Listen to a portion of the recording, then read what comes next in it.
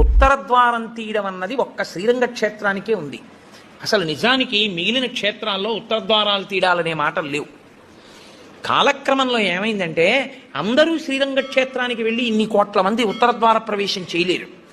కాబట్టి కొంతలో కొంత ఎక్కడ ఉన్న విష్ణు క్షేత్రాన్ని అక్కడే శ్రీరంగ క్షేత్రంగా భావన చేసి రంగనాథుణ్ణి స్మరిస్తూ ఉత్తర ద్వారంలోంచి వెడతారు.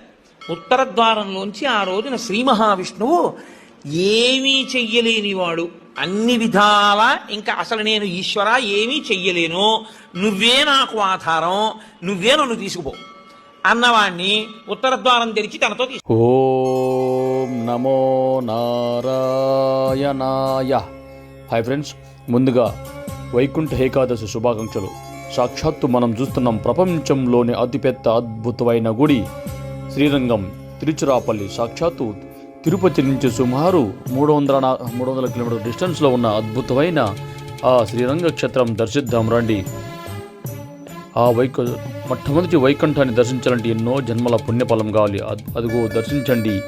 ఎన్నో జన్మల పుణ్యఫలమైన 156 ఎకరాలు, 21 మహాగోపురాలు, ఎన్నో 56 ఉపాలయాలు, ఎన్నో అద్భుతాలు కలిగిన అద్భుతమైన క్షేత్రం శ్రీరంగం. సాక్షాత్తు 1000 సంవత్సరాల క్రితం రామానుజాచార్యులు శరీరంతో కూర్చొని ఉన్న గుడి. ఎంతోమంది దేవతలు, దేవాలయాలు, ఉపాలయాలు ఉన్న అద్భుతమైన వైష్ణవ దివ్య మోక్షధామం శ్రీరంగం. దర్శించి ధరించండి. ముందుగా మా వీడియో సబ్స్క్రైబ్ చేయండి, లైక్ చేయండి, షేర్ చేయండి ప్లీజ్. భక్తితో ప్రేమతో మీ సురేష్ గోవింద.